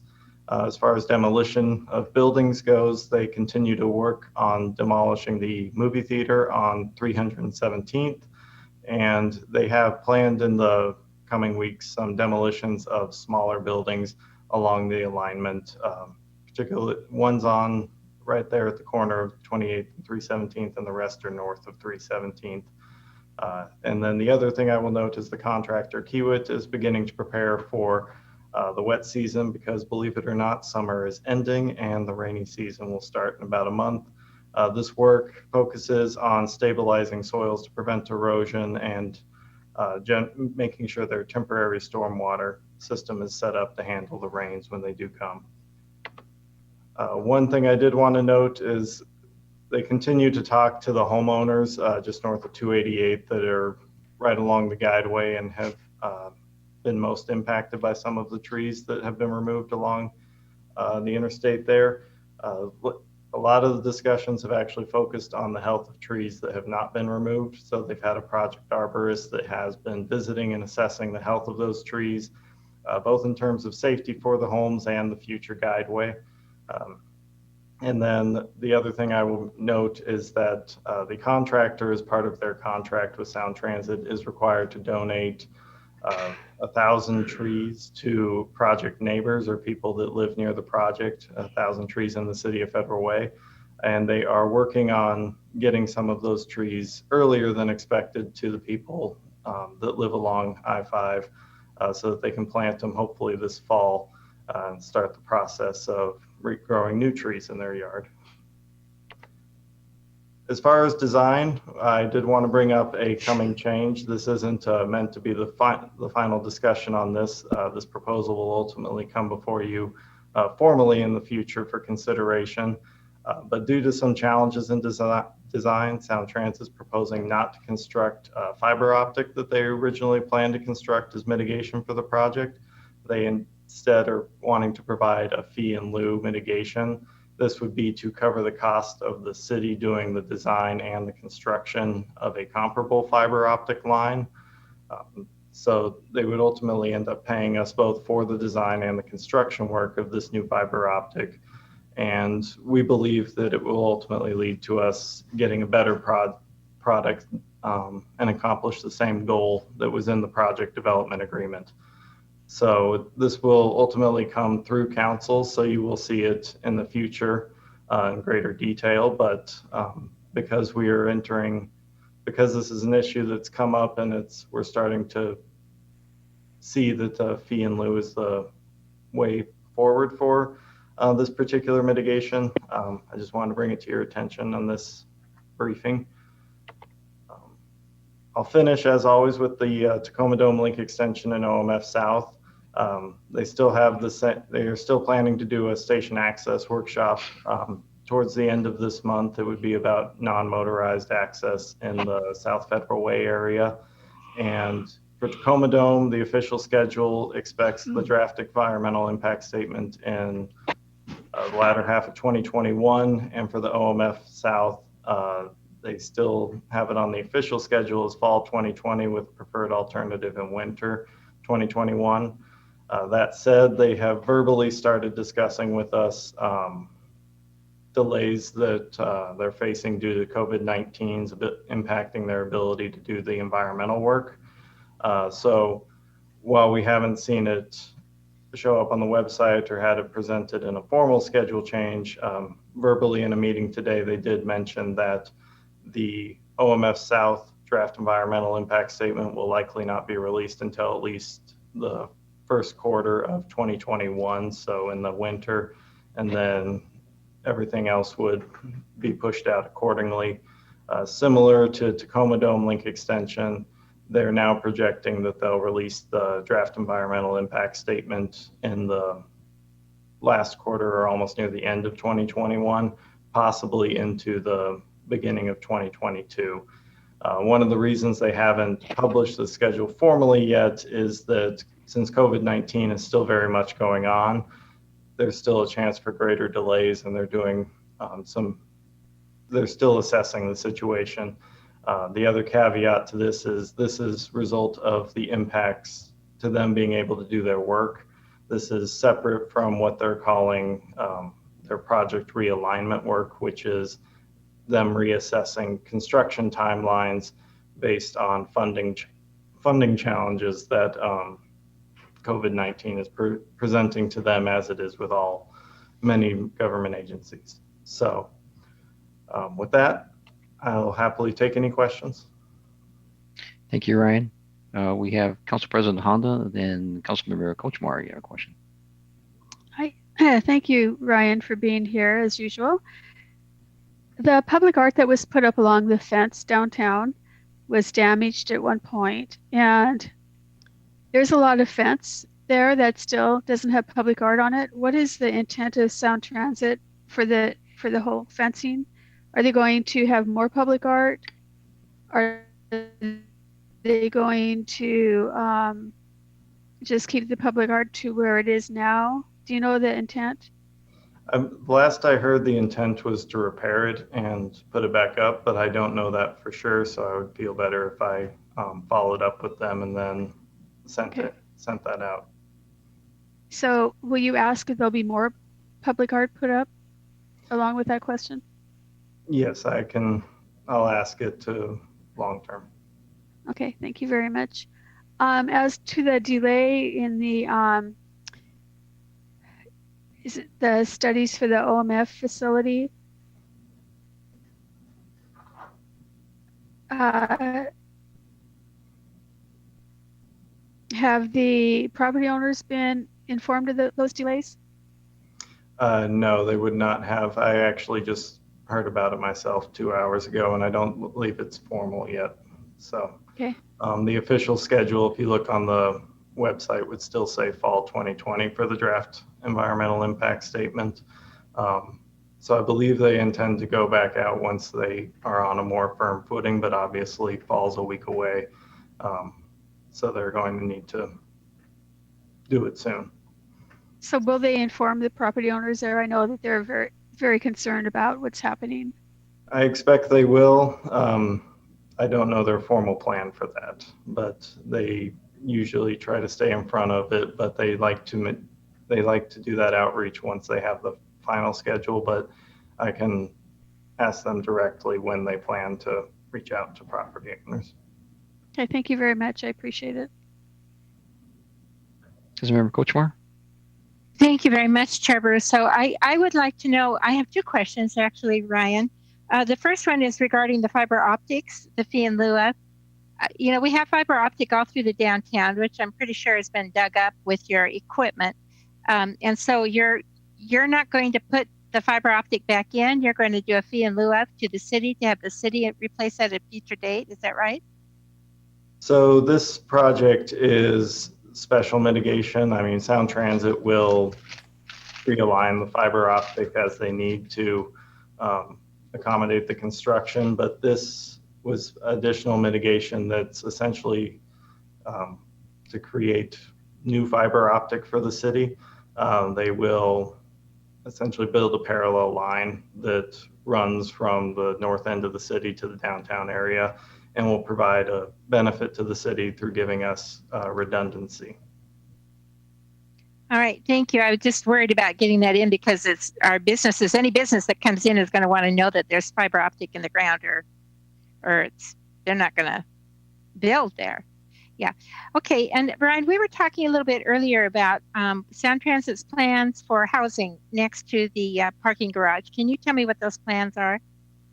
I can tell you that they are in the early stages, to the point that they don't have a plan that has materialized enough to discuss in any meaningful way.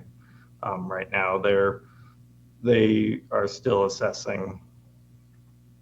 They're still talking to us as the city on kind of what the zoning is, what they can and can't do, and then they're also still looking at the construction to figure out how much land they're actually going to have at the end and what the layout of that land's going to be. So it's very early in the surplus property discussion. Do you have any idea when you'll be having that discussion, or when that will be made public? When their process for selling the land will be made public? Yes, or when you're going to be working with the city on what the plans will be, correct? Is that what you just said? Yes, they'll be working with us. For the surplus land. Yes. Okay, and so you Sound Transit owns how much of the surplus land? How much are we talking about? Well, they own all of it, and they are discussing it with the city just as a partnership, because obviously we have the zoning, we have the plans, but ultimately it will be their land to sell, but they're coming up, but they don't want to just sell it to anybody. They want it to be a good product, both for their ridership and for our vision.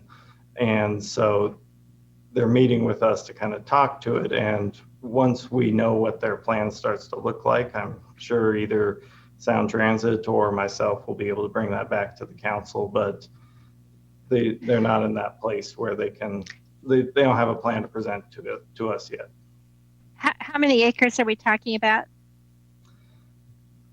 I would have to look. I know the Desiree Industries site was about 10 acres total, and I believe there's we won't know the final number until the construction plans are finalized, but we're looking for 4 to 7. Okay, and you can go up to how many stories? That's a complicated question from a zoning standpoint, because it depends on the use that they were deciding to put in, and it would depend on whether the view from the Performing Arts Center was impacted. There were a number of details that would. So it could be 10 stories, 10 to 15? That is allowed under our zoning code, yes. Okay, thank you, Ryan. Now I have one question for Chair Baruso. Chair, can I get a report on, at some point, we had passed an ordinance that allowed for property tax exemption in the downtown core. And that was when we were maybe 10 years ago, 15 years ago, trying to promote housing development there at that point. So the property tax exemption would affect different agencies, not just the city. It would also affect the school district. It would affect the fire district. So I need to know exactly. The property tax exemption was to go for 10 to 15 years, I believe. And I'm just wondering, is that still on the books? Is that still something that we have in ordinance, or does that just start when the property is built from that day forward for, let's say, 10 years property tax exemption? And the reason I'm asking that is because I had one of the agencies who came to me in the past and said, we are not going to block that action, but we don't want it because it affects the fire, it affects the schools. So I need to know, is that still on the books? And thank you very much. Thank you. So Chair, can you bring a report back at some point somehow? Okay, we'll do. Thanks. Thank you. Chair, can I clarify one thing real fast? Go ahead, EJ. Just as a heads up, I think all the council members know this, but just I guess to be clear, Ryan is a city employee. So Ryan works for us. He's our liaison to Sound Transit. So I just want to make sure that all the council members are aware that that Ryan is our liaison to Sound Transit, not a Sound Transit employee. So I think we've gone over that before. I just want to make sure we all know. Thanks. Thank you, EJ. Any other questions for Ryan? Any other council members, committee members, Council President Honda? See your hand. See your physical hand. Thank you. I raised my other one too. So, Ryan, I have another question for you. I remember reading in the city of Seattle that Sound Transit, instead of building housing in one of their areas that they could have built housing, they gave the land to an organization to build a youth center. This just happened recently in the last few months, I believe. And I'm wondering if we could do something like that in Federal Way, or build a school, like a school for the technical school or something other than housing. Does it have to be, is Sound Transit committed to the housing there, or would they be willing to work with the city if the city chose to do something other, would ask them to do something other than housing? So as they did in Seattle. So it's a good question, and it's obviously one I can't answer for them directly. What I can tell you is the limitation they face that most private property owners wouldn't have is an RCW that does require that they first make their a certain amount of their surplus property available to affordable housing developers. And as far as the application of that rule, I have asked them at this early stage how they plan to apply it, and it's a new RCW to them, so they don't know much in practice, and I'd have to look up the exact Seattle property you're referring to, whether it was before or after essentially when it was applicable, that RCW was applicable to them, because it matters what year they acquired it. They are open. It's not as simple as they'll take 80% of the land downtown and say 80% has to be affordable housing, period. They've indicated that's not going to be, the plan won't be as simple as that. To the level of detail as to whether a school would be considered, that's something that, so it's early on, and I think as we get going with talking to them about what the city wants, I think there would be an option that if the council wanted, they could send a letter, or we could have them come for a study session. I think this one has more time than the last time a study session came up this evening, but I think that would be the option where that kind of level of detail could be discussed, because to be honest, I wouldn't be comfortable saying they could or couldn't do it, because I don't want to be wrong and telling you that now, and it's their property. So they would need to be the ones to discuss why they would or wouldn't want to do a certain disposition. We would love a study session with Sound Transit, and have kind of been waiting to be able to do it in person, but who knows when that'll happen. So might have to do it over Zoom. Yeah, we have one tentatively penciled in, I think, for one of the November dates to have the Tacoma Dome team come. So this would need to be, and this is a different group, obviously, because different project and different topic. But if that's something that the council's interested in, that's certainly something I will take back to them. And I'm reasonably confident there'd be no problem in getting them to have the right people in attendance for that meeting. Thank you. You're right. Councilmember Kochmar, you have a hand up still. Did you have another question? No, I don't. Thank you so much. Thank you. Okay, you're welcome. Council President Honda, you have a hand up again. You have another question? No, I was trying to lower it. So, Oh, okay. yeah, so I will lower it again. Thank you. Or maybe Ryan, it's lowered. It's still up, but that's okay. Okay. I got it. Thank you. Ryan, just a quick question. The timeline on the two buildings, Red Robin and the Azteca building again?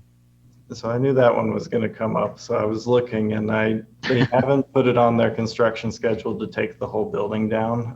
They're in the process of doing asbestos abatement. They've been working on that for about a week or so. So I suspect they're still finishing that up. And then usually they need to coordinate with Lake Haven to disconnect the water and sewer lines, and PSE to disconnect the electric lines. So it takes some time to schedule all those. And then usually, well, when the utilities are disconnected properly, then we can permit the demolition. So I don't know when that date will be because it's not on their 5-week look ahead schedule that I get to see. I would expect it'll be sooner rather than later, but I will keep my eye out for that and hopefully have a good update at the October LUTC. Okay. Thank you, Ryan. Any other questions? That's it. Thank you, Ryan. All right. Thank you. Move to item G, and Mr. Bill Venino, you have it on the airport issues.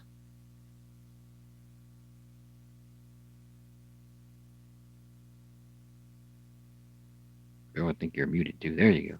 There we go. Let me just expand this because I can't. Hello, everybody. Good to see you tonight. Chair Baruso, Hello, welcome. Bill. Council President, all the council members. See all the smoke behind me? Isn't it amazing? Well, no PowerPoint tonight. I was working on it. And as you know, we were working with the NAACP, the Federal Way Buck Collective, King County Public Health to do testing and mental health evaluations and discussions on Saturday. We decided to postpone that a week. So we were in the process of transitioning that. And there might be some virtual, it may be virtual and then it'll be in person after that. So that's where I was. So as you saw from the report, there's a lot going on. The next 30 days is going to be exciting. Council member Sepha Dawson, we've got a Highline Forum coming up here in a week. And so I think there'll be some exciting issues there. I haven't seen the agenda yet, but I think have you as of yet or something? I think there's some diversity measures on there, which would be really great. So that's wonderful. And then grants is on there, yes. Pardon me? The grant. Good. Is that the one you're talking about? Yes. Yeah, that's on there. Yeah, so that'll be really, really good news for the airport community. We still don't have a verdict moving over to the future of START, the SeaTac Airport Roundtable. I'm waiting on Burien to continue to talk about their rationale, and we'll interface their annual report from 2019, which I sent you the link to, but we're going to distill that down so we can sort of look at the value of that situation. So that'll be next month. The good news as of early this afternoon is we talked about noise monitors, and we are number 2 for a noise monitor for 2 months. Burien will have it for 2 months. And then we will have one at Nautilus for 2 months, right there at the height of traffic during the holiday season. I believe that's when it's going to be installed. I think they're going to be working on getting Buriens in there. So that'll give us 2 months of data that we can use for the SAMP, the SeaTac Airport Master Plan, which has now been put off to fall of 2021, but that gives us more time for amassing data. And the proposal to put one permanently Nautilus, that's still in discussions. And what I believe will happen is, as the data is compared with the Sacagawea monitor up the hill with the Nautilus monitor, we will see probably, we're hoping, more quality out of the Sacagawea one, and enough of oomph the Sacagawea monitor, the Nautilus monitor, to take care of those areas we talked about at the last meeting, the areas over the east and the central runway, which has a lot of socioeconomic challenges and lots of noise. So I need to get you this statistic. We were in a meeting with Representative Orwell, Representative Johnson and the mayor. And it sounds like runway 3, the west runway, is getting the vast share of landings. So that helps with our people who are over or underneath those 2 runways. But then, of course, that exacerbates the challenge with the runway. When we bought our house in 2001, it was just going to be for the two propeller kinds of airplanes. But times change. So that's good news on the noise monitors. And then in front of you in October, we have the questions from the General Accounting Office. And basically they're doing a study on the interaction between the FAA, the ports around the country, and communities. And so thanks to Representative Adam Smith, we're one of the 12 communities that has been chosen. So yes, there's been a Zoom or 2 meeting where people talk, but they really revel and want to get a lot of information in writing. And we're going to use our airport study that from 2 years ago, and other input, and we'll have input from you folks as well as we talk to the GAO, trying to figure out a way to have better communication. So also just got the news a couple days ago that the Commerce Department study, the draft is now ready now that COVID is where COVID is. And so that's something we'll be able to look at together. We'll get you an advanced copy. There's going to be some discussions, but there's no problem with you all having a good look at it. And so that'll be, that's a real historic, there's a lot of historical data going back to before the 3rd runway. And we paid into that, we anteed into that with 5 other cities, a 2-year process. I came in at the end. And so I think that's going to be very valuable as well too. The relocation of the Airport Commission has a meeting. I forgot to get to the date, but the next meeting's coming up. And what I'll do is in advance of it, we'll get you all the links so you could pop on and listen in. And then of course we'll have a summary from them as well too, as they look at Olympia and Moses Lake and other kinds of cities. And then as I mentioned before, the Sustainable Airport Master Plan, that's been delayed again to the fall, but that's good because that means we can continue to put in our valuable input. We've got a lot of citizens, Marine Hills all over the city that want to have some input on that. We did find out that there's a meeting tomorrow that we're trying to figure out whether it was just not our moment to be in, or there might have been, well, we're going to give it the benefit of the doubt. But basically, there's an underrepresented community leaders meeting having to deal with the Seattle SeaTac Airport Master Plan. And I've been assured very quickly this afternoon that we will be at future tables with that our communities will be represented. But we also want to figure out, maybe we're part of the next group. We're going to try to listen in. It's all public anyway, but basically it's very valuable for our underrepresented community leaders here, be it the Diversity Commission, people, the council represents other people, talk about how the airport affects, all of our communities. So we'll have more about that tomorrow. And then later in the week, we also have the FAA is holding a virtual public meeting. Bernadine Lund and I are going to be listening in about airplane pollution and greenhouse gases. And so there'll be public testimony. We'll be monitoring it. And of course, Bernadine's going to be very laser focused on ultrafine particles. And that brings the really great piece coming up here is, as you know, with ultrafine particles, the UW's working on the study. We had a presentation, it was a year and a half ago from the professors at the UW. The legislature had green-lighted a study to the tune of around $60,000 to go into the schools in 2-3 districts, including Federal Way, to look at where the ultrafine particles are landing when our children are being educated, our scholars are being educated, what can be done with the systems, the heating HVAC systems that are there to do it. And unfortunately, it got COVID vetoed by the governor. And so right now, Representative Johnson and Representative Orwell are in the process of seeing if our cities, the 6 airport cities, and then I believe Beacon Hill and maybe Vashon, can chip in. So there'll be more news on that. It's not like chipping in 70,000 for the other study we funded through the Department of Commerce. But we'll keep you posted on that. But they're out there right now trying to do it. What we'll do is means the schools closed right now.